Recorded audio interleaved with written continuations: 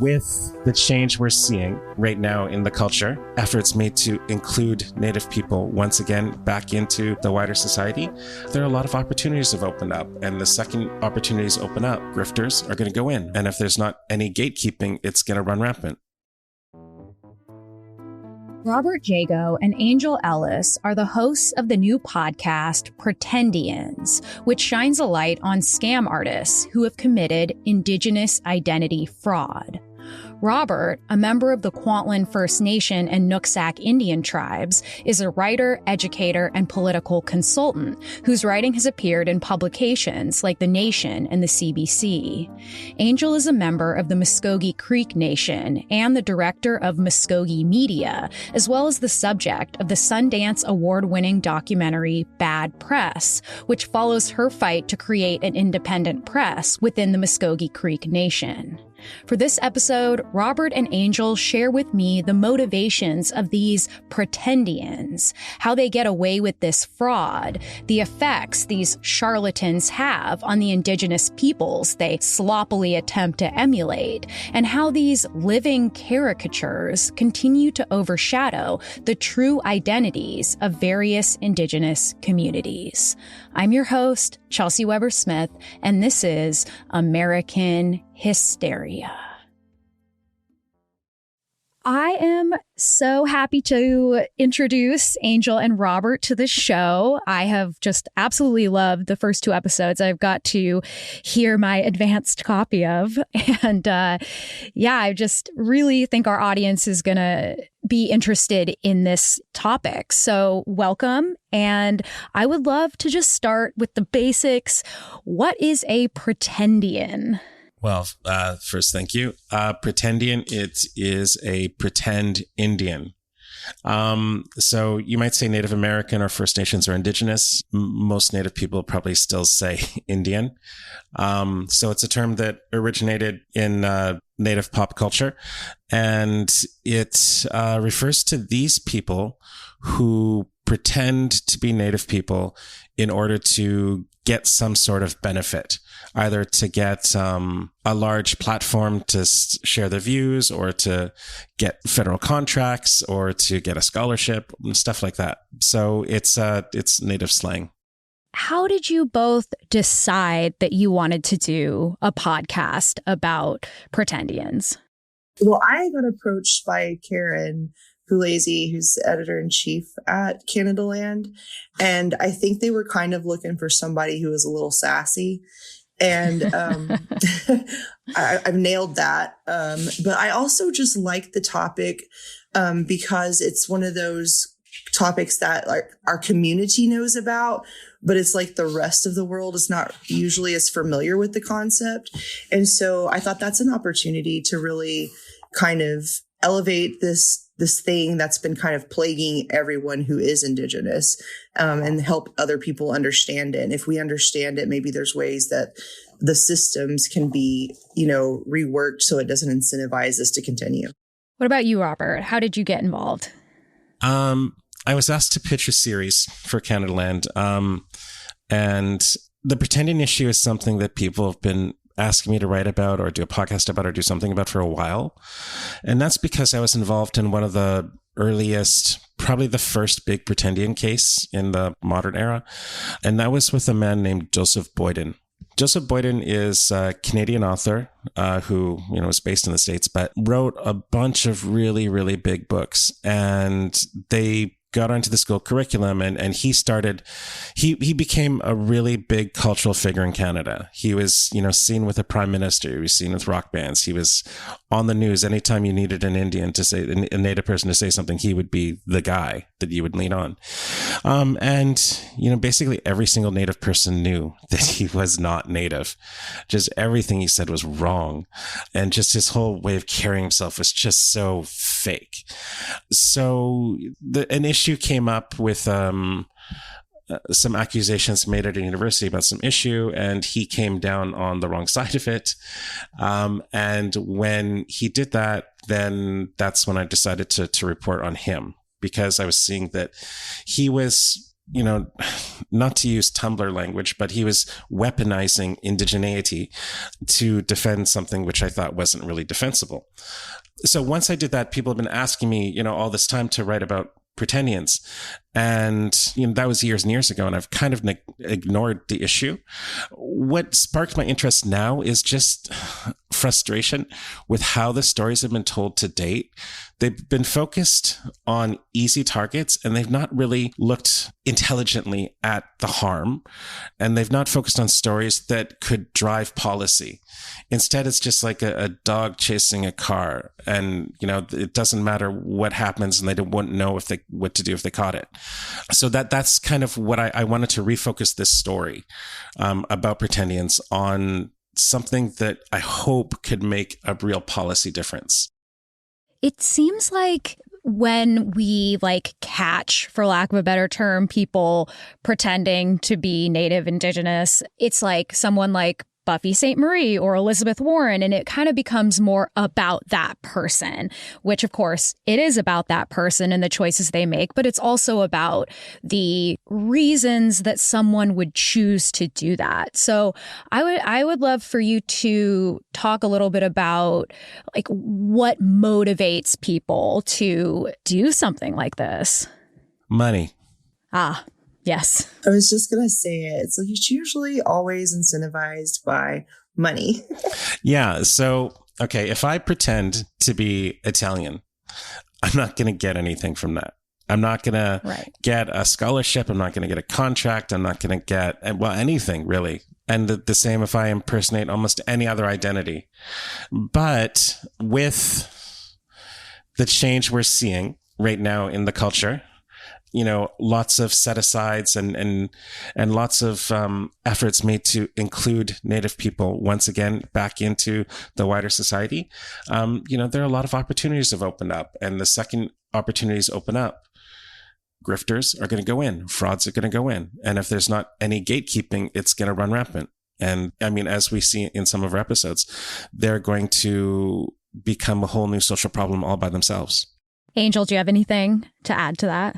Yeah, definitely. And I think it's worth noting that the people who put on these identities and they pretend to be something that they're not, they're after something and there's a reward for them. But then there's these really just crazy systems that have made it so easy. And the reason that those systems are important to look at is because they incentivize that behavior. And what the programs fail to recognize often is that Indigenous identity is actually formed from a political relationship, right? It's not just that you can change your physical appearance. You don't just change the words you use. It's not just about the language. It's about a political relationship at the very core. And so that's the reason it can become such an existential crisis to the Indigenous community when people are assuming that political identity, they're taking away from the people who are actually, meant to be in those systems.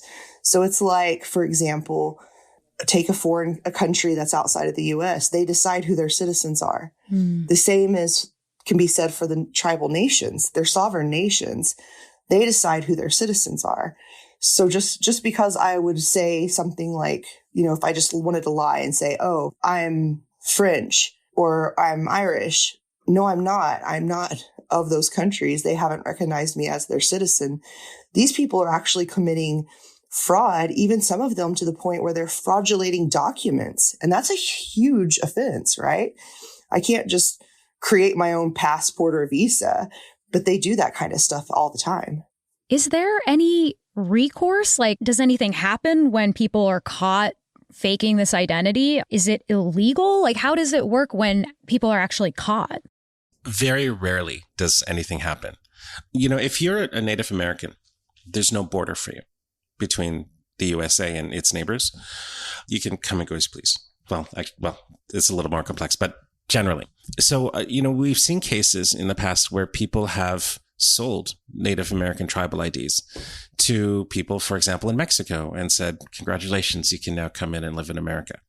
So when it becomes something that big, yeah, those guys go to jail. But if you just steal a few $1,000,000, in this case, we have a guy who ran away with $7.5 million in federal contracts because he was Indigenous. Nothing happens. You get away with it. You know, if you print off your own tribal IDs and you know, use it to rob the tax man, nothing happens. You get away with it. If we are the primary victim, if we Indigenous people are the primary victim, either by losing out or by harm coming to our communities, there's no consequences. It's really only when the victim is the federal state or a major non-native institution where you actually see some sort of punishments. Well, that does make sense. I have to say, it's not surprising. So how does it work if someone, and maybe this doesn't happen that often. And of course, I know you can't speak for the entirety of Canada or the United States and all the tribes, but do people generally try to become a part of the culture, or do they usually stay away from tribal events, the community, in order to kind of hide their identity? Is it a mix of both? Like, is it pretty obvious to people who are actually part of that tribal community that these people are fakers? Like, how does that work? Oh, usually the Native community already kind of knows these people exist. Okay. And they've probably sat back and kind of laughed at them. And what the person who assumes the identity will do is they will have been probably associated in the fringe way. Like, I've seen people change their Native association based on where they live. So if they're living nearby a reservation, they've learned a few things about that tribe, then they put on this act, and you'll notice that depending on where they live, that might shift. I've seen instances where the Native community, like Robert talks about, Native people were really aware in the instance that the guy who wrote the books was pretending to be Native. But for years, white people or the mainstream society is fooled. Mm-hmm. They don't know enough to second guess this person. And that person usually isn't actually affiliated with the community events. They usually don't show up at these different gatherings that the tribes do.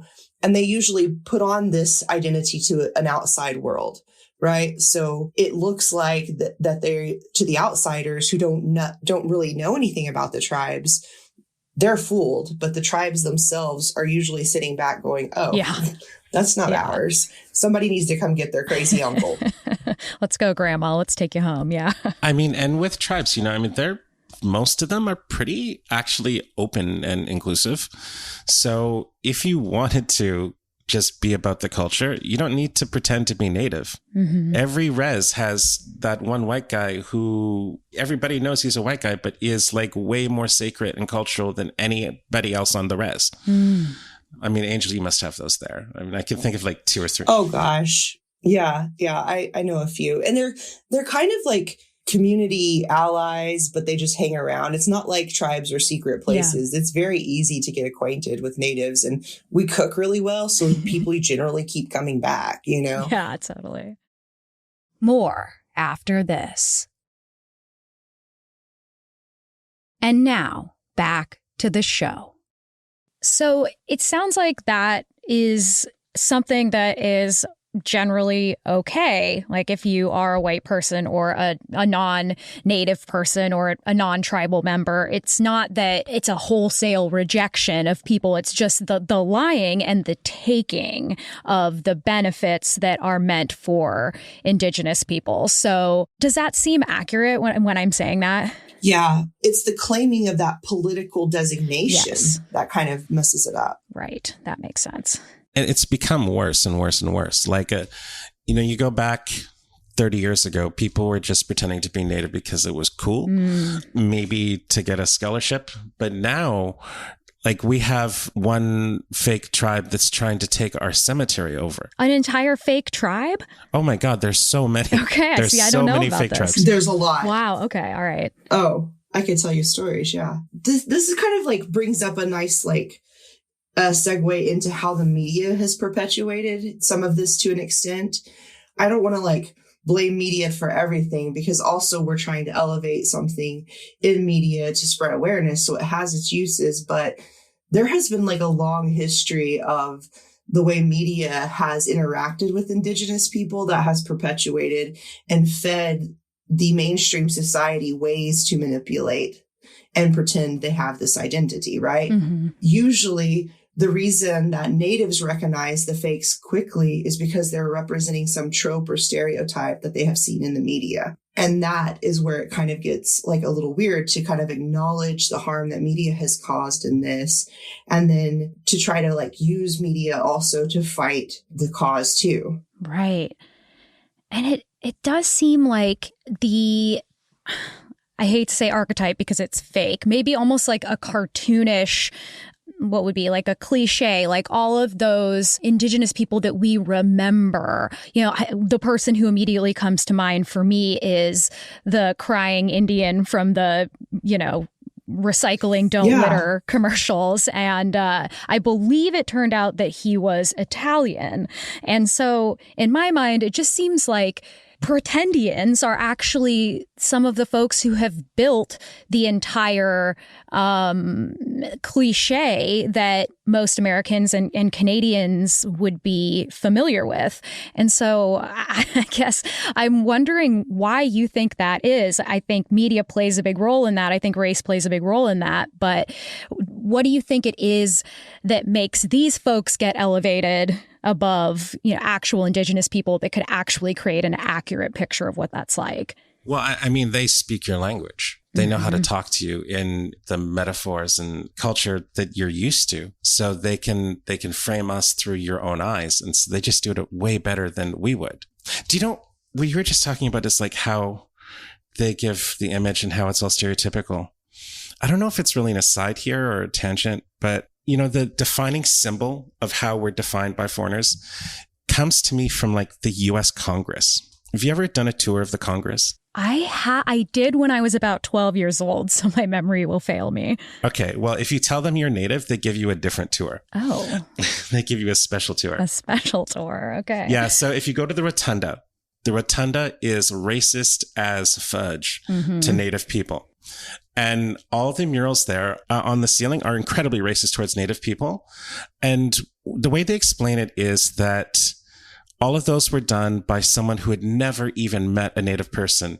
And they just thought up in their own imagination, what is a Native like? And so they did all the murals based on that out of their imagination. Wow. But the end result is it was so racist that when they host Native delegations at Congress, you know, every other delegation, they host them in the Rotunda. Natives, they host them in the basement because the Rotunda is just so offensive. Wow. So you go to the basement. That's nice. Yeah. There's the Hollis statues down there where they've got like a couple statues of Native people. Oh, okay. All right. Didn't know that. But that's that sort of same effect where we're so excluded from that representation that, you know, we have to enter through a different door.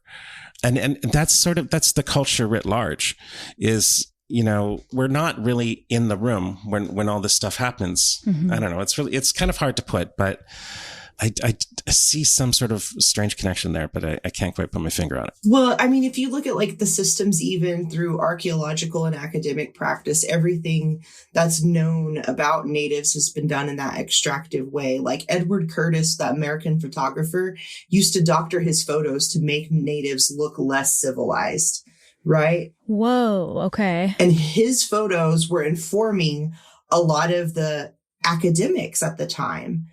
And so to know that everything academia really knows about indigeneity is really based on doctored photos depicting Native people a certain way, and then to be confronted instead with the actual modern representation of natives, what we actually are really has nothing that resembles the Hollywood version of that. And so the Hollywood, you'll like the Hollywood episode we do, just dropping hints there. Ooh, yeah. Okay. I'm excited for that. We kind of address some of that kind of institutionally supported stereotypes that penetrate the mainstream culture and then shapes how the Pretendians appear and look, and how that whole hippie era really, you know, like the headbands and things like that. Those are just props. It's not actual regalia in that way. So what people adopt mainstream wise that they think is more indigenous actually is like a neon sign saying, look at me, I'm a douchebag. Right. Yes, I think Coachella has cemented that for everyone. Yeah. I'd love to go back in time a little bit. And, what is coming to my mind for this is the noble savage stereotype, as well as the Wild West shows early on. What do you think are early examples of Pretendians, and what was the reason that they were pretending to be Native? Do you want to tell her the story of the Boston Tea Party? Ooh, yes, please. I mean, yeah, you could begin right with that. I was reading, I think earlier today, a newspaper from when the Boston Tea Party happened, and they talk about this nice reasoned meeting when they're getting all angry about tea and everything. And as the meeting wraps up, the door busts open and a whole bunch of Indians are there, and they give a war whoop and everybody cheers with them, and they go and they throw all the tea in the harbor. That's probably one of the first cases that we have of people pretending to be Native for, some sort of benefit. In that case, to try and hide their identity so they don't get murdered for doing their thing. But there are a lot of cases, and they ebb and flow with basically American culture, Canadian culture. I mean, there's a long period of time when I don't think anybody was really pretending to be Native other than just to have a nice family story. But once you get into like Jim Crow, then you have this new justification for trying to be Native. Yeah, I mean, like some of the stories that we kind of explore a little bit talk about, okay, you mentioned Iron Eyes Cody, who's actually in one of our podcasts, and he's the crying Indian, right? Mm-hmm. Well, really what he was trying to escape from was being Italian. And in his hometown, Italians were being hanged for just being Italian. So it incentivized him to, not only did he already like, the idea, but hey, here's this noble culture that isn't being hunted down in his eyes. Like he doesn't know, he's not actually Native. He doesn't really understand the history, but he sees it on TV as this majestic thing that you can be. And he turns it into something like that. He kind of goes into Hollywood and becomes known as the Western Indian. He even like goes home in the props, like he wears braid wigs and stuff like that. So, wow. And then we have cases in the South where they had racial purity laws. Yeah. And some of these laws had something called the Pocahontas exception, where if you had distant Native ancestry, you were exempt from any of the repression that you had. So there were a lot of people who were like, yeah, no, actually, I'm Native, leave me alone. And then you had a whole bunch come in that way as well. And then it perpetuates generationally too. Like one of the episodes explores how one of the Pretendians, I won't give it away, I'll try to, no spoilers, yeah. But one of the Pretendians that we explore has a really high ranking position in government, and he actually has a valid card, but his ancestor got in the 1880s. And so it spurred generations of Pretendians, right? So now you have that generational infiltration of folks who really shouldn't be in the tribes. In fact, the tribes tried to keep them out because they recognized that they weren't one of them. And the federal government intervened and made it where this person could still be a member of the tribe. And then Pretendianism goes quiet for a little while. And then you come up into the 60s and 70s, and then there's some social capital to be had by pretending to be a tough Native activist. I mean, there were a bunch of Native terrorists back then, and everybody loved them. They're really cool, and they dressed neat, and they had guns. And a lot of people started impersonating and pretending to be people like that, and speaking out on our behalf. And of course, there's another very famous case of that. Oh, yeah. So like with the activism, the American Indian movement in the 60s and 70s, like most Native kids, like, and even white folks are like growing up seeing those guys and they're like, damn, they're rad as hell. They occupied Alcatraz, they were standing up for people's rights. And that was a movement in American history where it was like, a lot of people felt that way, right? So they could really identify with it, but some of them just started taking it way too far and really just pretended all the way to the Oscars, in fact, where Marlon Brando lets Sachin speak for him on stage. And that's actually linked to the Wounded Knee incident where everybody was kind of pinned down by the FBI. And it was getting national headlines, and Marlon Brando wanted to, use the Oscars as a stage to kind of bring awareness to this or whatever. And then it turns out later that Sashin's, background is investigated. And while she was a activist and did good things for the community, it also kind of like ripped holes in people's hearts to know that this was, that she claimed tribes that she wasn't actually from. So. And that's also where Buffy St. Marie comes from, too, is that whole activist era. Yeah. So there was a lot of that taking place in that time. Like, mainstream culture doesn't have the same ceremony and practices and values as the Indigenous community. Mm-hmm. And so they feel like maybe they feel a little spiritually lost or something, but they cling on to it and just kind of internalize it into their own thing. And it gets to be a problem in a social capacity because it robs, the Native people of their resources and their practices. And then you get into these systems of money where we're trying to correct some of the inequities that have happened over generations. And they have incentive programs for, this, or they have a college, scholarship for that. And now all of a sudden, those stories that people were telling in the 60s and 70s have passed to another generation. And they're like, oh, well, my grandma said that so-and-so is Native. I'll apply for this thing at Dartmouth or whatever, wherever they are. And those should be for Native kids who are exploring those opportunities. And some of the craziest stuff I've ever seen is where you're sitting on a college campus and there's a Native American studies teacher who's white teaching a room full of natives about being Native. It's kind of crazy. And these are the systems that keep supporting the problem and the phenomenon, and they feed it. And we really need to just decolonize these systems. Well, and what gets me is that it's such an easy fix. I mean, we are the most heavily documented people in the country, in either country, and we all carry governmental ID that identifies us as Native people. So it's not like trying to guess if someone's really Irish and having to dig into their family tree. It's just having to dig into their wallet and have them pull out their card. And that concept of verification is not offensive to the Indigenous community. What we've kind of noticed as we've researched and talked to some of these pretenders is questions that we normally ask in our community. If you ask those to these pretenders, they get mad. And these are basic level things. Like, for example, you're a journalist. And if you're having some natives on your program, one of the steps, you can take to kind of safeguard yourself is just kind of, asking about their tribe and who they are, where they're from. In our community, that's normal. We do it every day. And so a pretender, if you call them up and ask them, well, you'll get to hear it in our podcast. They kind of get a little sideways with you and they don't like it, So that's a red flag if you're out here doing this kind of work, or you're just a regular person and you want to know how to not get fooled by that stuff. Oh, yeah, that's so interesting. And when I think of Pretendians and the 1970s, that era of time and activism, it just seems like it would be effective to just speak on these issues as a white person, as an ally.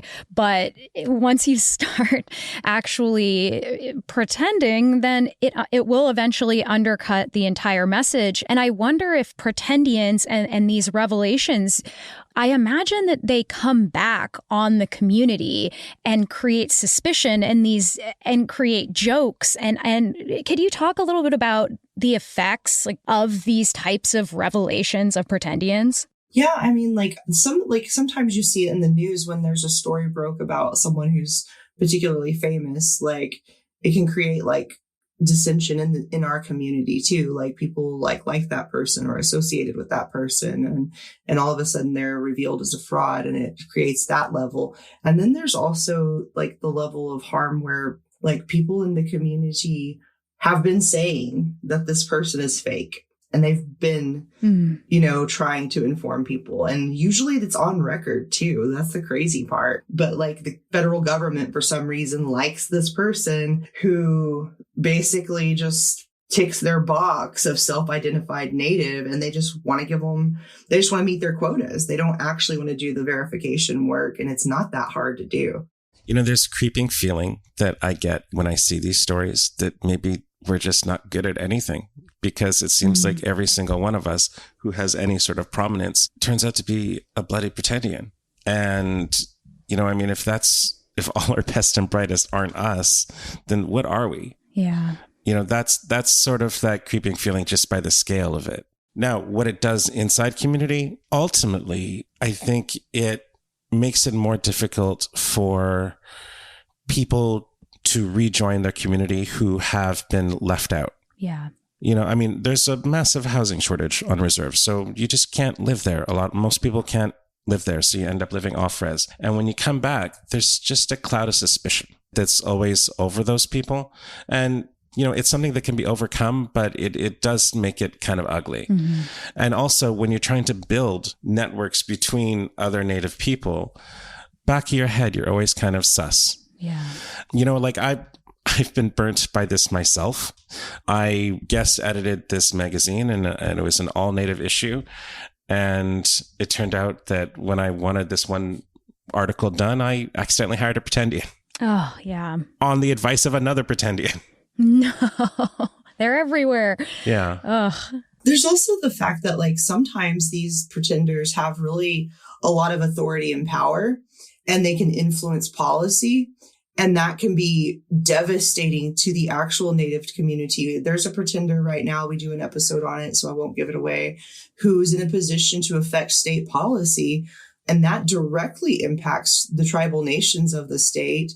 And the tribes have to put aside millions and millions of dollars to fight these things in court. So, we explore the power dynamics that puts people like that in power, and what those benefits are and who benefits. And it's never the tribal nations. They always have to spend vast amount of resources fighting just to rectify and get the rest of the world to know, because a lie will be around the world before the truth puts its shoes on. Same with the damage a Pretendian can do. You know what I mean? There's just so many more of them than actual natives. And then we also explore instances where these Pretendians are in systems that you wouldn't believe. There's a lot of it happening in prison systems. Yeah. And because it's a self-identification, because that they don't actually do any work, they don't ask for a card or proof, it looks like in the data that natives represent this enormous part of the incarcerated population, when in reality, we don't know. And then they base that on the formation of policy, and it just kind of a waterfall downshed of threats against tribal nations and Indigenous people. That episode where you did talk about the prison system was so interesting to me and also devastating. And I think it brings up this interesting question where we talk about Pretendians generally wanting to gain money, power, coolness, like whatever the benefit is. But you do take kind of an empathetic stance with the prison system where people are trying to get out of a certain type of prison life and into another. Could you talk a little bit about if there are reasons that people do this that are not necessarily just about money and power? Yeah, that's just this was really well researched by Robert. And it kind of blew my mind how it skewed the data. So I'll just kind of leave that to him. I don't know. I don't want to step on his work. I mean, if it's not just about money and power, in that case, the prison system is set up in a way, in Canada at least, where there are added benefits if you're a Native person in prison. Things like a special burger, a special moose burger, a separate wing of the prison where it's a lot less violent. It's much more chill spaces. You have an ensuite elder to help you. You have your private rooms. But the biggest part is that if you complete the Indigenous program in prison, you get out early. You get out earlier. Yeah. It creates all of these huge incentives. And obviously in prison where you have incentives, you have people taking advantage of the incentives. And that's only natural. But the core of the problem is the prison system knows about this. They've been writing about this in their internal reports, just as asides, saying that, they've been getting complaints that this is happening, and they don't care. We talk to the people in the prison system, their head of Indigenous programming there, and they said, we don't care. Essentially, we're not gonna vet it. We just think being Native is the same as anything else, and it's a personal preference, and we don't want to interfere and all this kind of.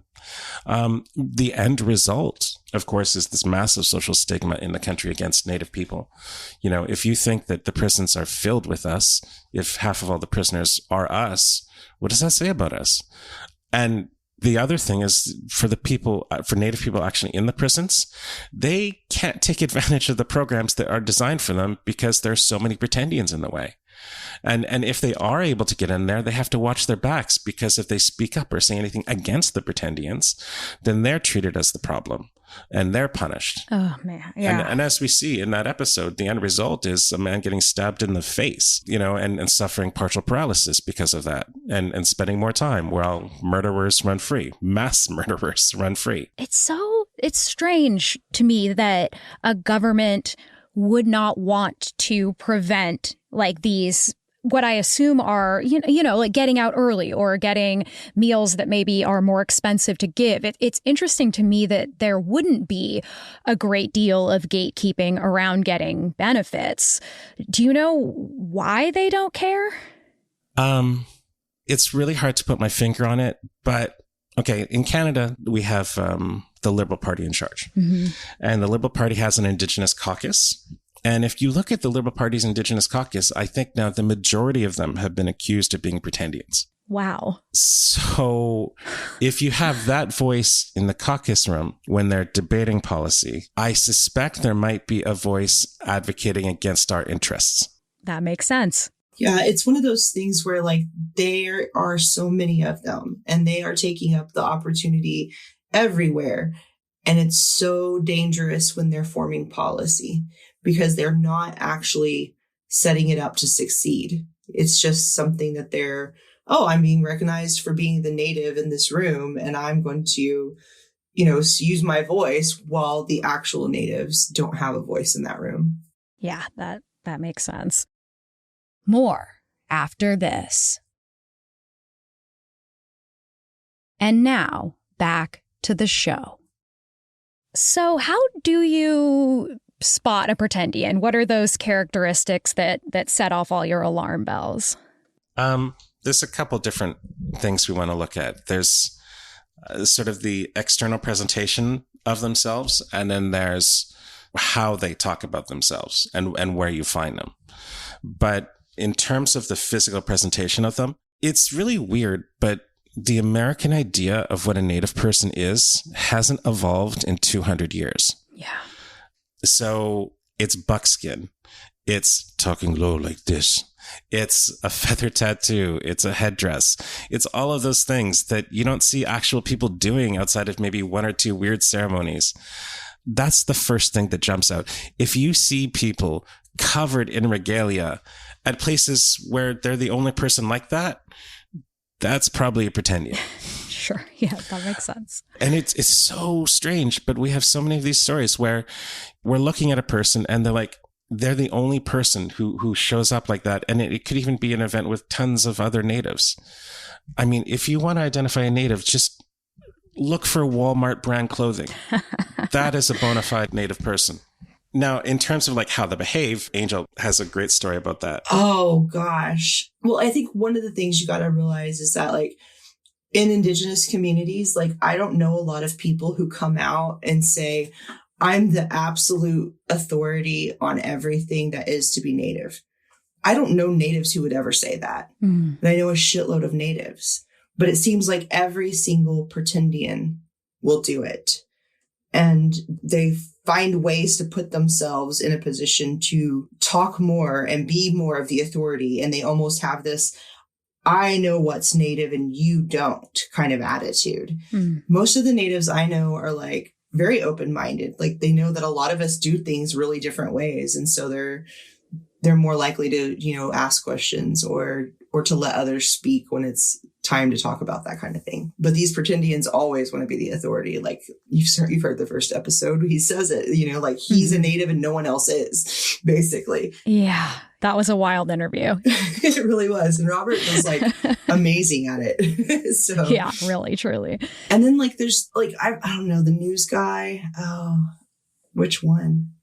Which news guy? Oh, the one that was stealing all your stories. Oh my gosh. Yeah. Yeah. It's like every time I would do something, like he would like one up, like I'm working on a contract. And part of the reason we get these contracts is because we are Native. We're supposed to be representing and training Indigenous, concepts to media to help them do better training, to do better stories on Indigenous communities. And every time I would talk about my background, I would see him put that shit in his slides. It was wow, almost like comically, like he did it like so blatantly that I was like bamboozled by, like, I just didn't know what to say. And like the other people around me who were not Native were not noticing it. But another Native woman who had seen this kind of thing before was working on this project with me. And we just kind of huddled together afterward and said, "Oh my God, did you see that?" And she was like, "That was insane." But he literally started changing the name of his tribe to include mine too. Oh. So, normally you introduce yourself and you're like, "Hey, I'm Angel. I'm a member of the Muskogee Creek Nation." Well, he introduced himself as something else and then later added that he was also descended from Creek Nation. And I was like, what the fuck is happening here? Like, he's just grabbing on to the bits that I'm saying and then making them his own. And it was kind of freaky to watch play out in real time. Yeah, I was going to say you were watching it like actually happen in real time. Yeah, it was really strange. It was like I finally told the people we were on contract with, I just don't want to work with him anymore at all because I know he's a fraud. And, this is like a senior VP of marketing, like he's making the big bucks. Yeah. And, I'm sitting here like this asshole is like pulling down whatever. And he's got this whole company like bamboozled that he's actually in charge of doing the like Indigenous side of their marketing. And it was crazy. Wow. Real time. It's happening all the time. Do you think this is something that's happening more now than it ever has? Yes. Oh my God, look at the census. What does the census say? The census said we went from 2 million to 10 million. Whoa. In a decade. And Wow. Okay. I didn't do it. Okay. Angel, was it you? No, I haven't. I couldn't have that many kids if I wanted to. No. And I don't know any natives trying to like make a baby factory like that. But what it is the self-identification factor of that. It just doesn't take into account that you could actually be 100% sure and verify it even better, but they're not asking the right questions. And then so when a person is Native, believes to be Native, and they try to get their card, their membership in the tribe, what's that process like to try to eliminate these types of pretendians? I mean, are we getting DNA tests or what are the things that help to know for certain? We never do DNA. So typically you would fill out some paperwork and you would document all your ancestors going back 2 or 3 generations, and a certain percentage of them would have to be members of the tribe you're joining. Like they would have to be documented already. You can't just invent one. And then you would have to provide supporting documentation to prove your ancestry there. It is remarkably identical to the process of becoming a German citizen or a Japanese citizen or a Swiss citizen or whatever, if you're doing it by ancestry. Okay. There's a lot of countries where you can become a citizen because of ancestry. And it's the exact same process. It is an identical bureaucracy to the immigration department in Ireland or England or Mexico. Okay. Yeah, like I was just going to say, Robert just explained my tribe's process exactly. I have to prove that I'm related to somebody who's already enrolled. And I have to be, descended from them. Some tribes actually require that not only are you proving you're descended from them, but you have a certain blood quantum. Like that's a thing too. But literally for every tribal nation, a sovereign tribal nation is deciding those rules and who is their citizens. So do you think that there are people out there who are just so interested in Native culture or whatever specific tribal culture that they are doing this because they're looking to join some kind of community? Or is that giving a little bit of credit where none is due? I would say that is TikTok. Oh, okay. Yes. All right. Yeah. So the same people who last week thought they had multiple personalities. This week are Mohawk. Wow. Yes. Okay. Yes. So that's certainly a part of it. But I don't think we really call those people Pretendians. Okay. We would call those people wannabes. And they've just always been around, and, you know, they pick up the identity for a little while and then they go into something else. You know, they're not really hurting anybody. They're being a little bit silly, but there's no law against being silly. Right. And maybe they're not actually taking resources away from actual Native people. No, I mean, they're occasionally being really offensive, but that's about it. Yeah, I'm sure. Yeah, we're not encouraging that over here. But yeah, I think that's an interesting differentiation that you would have two different terms for these different types of folks who are doing the same thing, but probably for pretty different reasons. Yeah, and I run into like a lot of people who just have a really romanticized view of Native Americans and just kind of love to tell you how they're great. Like, there's not like a day that I encounter people that I don't hear, like, you know, if we're talking about being Native, someone in that room is going to be like, hey, you know, 2 or 3 generations back in my family, the story goes, but they're not like the worst of it. Like, I mean, that's just kind of like, oh, bless. You know? It's kind of like how everyone in America is Irish on St. Patrick's Day, you know, like,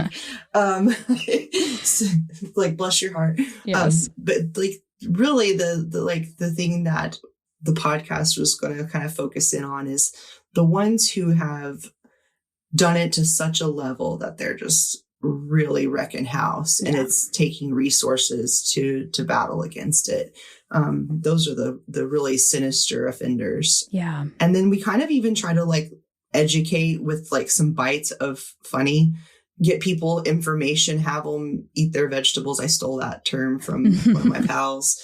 They call it giving you bites of ice cream in between your veggie servings. And hopefully people will hear this kind of stuff and think about it next time maybe they're in a position to oversee contracts and they have a tick box that says Native American. Maybe they look at that form and they say, hey, our internal process should be better than this, and we should actually ask them for their enrollment ID card. Yeah, definitely. So yeah, I think people in America and Canada as well are hurting for culture because we don't have a ton of what I would call, you know, community-based culture. And I think, though, that maybe instead of pretending to be Native, if you're interested in that culture, do you think that encouraging people to not take on the identity, but to learn more about the identity and join the community in ways that are respectful and not things that are trying to take resources or clout or whatever, do you think that that is something that you would encourage people to do? Absolutely.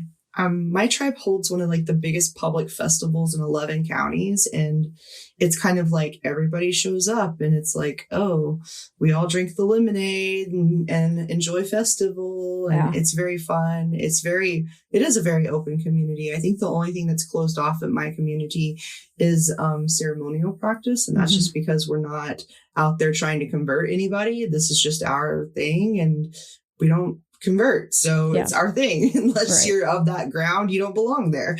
But the rest of it is very much open. And I think there's a lot of people who love sharing their culture. And it would be really fun to just even see people. Like, I enjoy seeing people who learn various words that are my tribe's language and just probably only say them when they come to festival. And that's cool. But it's that point that we connect, and I love it. I would say the best thing you could do to get that feeling of culture is to travel more, and not so much to learn about other cultures, but just to see how different your own is. I mean, American culture is so powerful and distinctive. Like, it's for me, it's crazy to think that Americans go around thinking they don't have a culture. They have so much of it. There's such a very unique people. You know, when you travel down there, it is just so overwhelming, the differences in everything that you have there.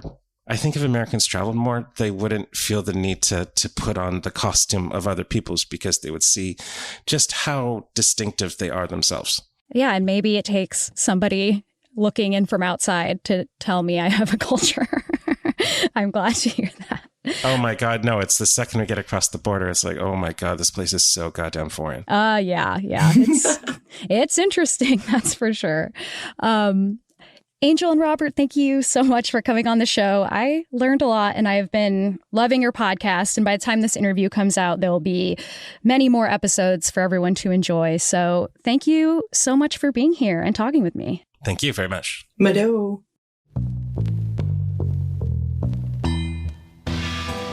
This was American Hysteria. Make sure you subscribe to Pretendians wherever you get your podcasts. If you'd like to support our show and help us continue making it, as well as get ad-free episodes and bonus content, you can head to patreon.com/American Hysteria or subscribe on Apple Plus. You'll get access to Hysteria Home Companion, the podcast I do with our producer Miranda about stories that were cut from the episodes or stories that we really think you'd like. So just head to patreon.com/American Hysteria or subscribe on Apple Plus. If you go to AmericanHysteria.com, you can pick up some of our merch or leave us a message on our Urban Legends hotline about a tale that you remember from growing up, and we might do an entire episode about it. American Hysteria's producer and editor is Miranda Zickler, and our associate producer is Riley Swedelius Smith. And I'm your host, Chelsey Weber-Smith. Thanks, as always, for listening, and I hope you have a great week.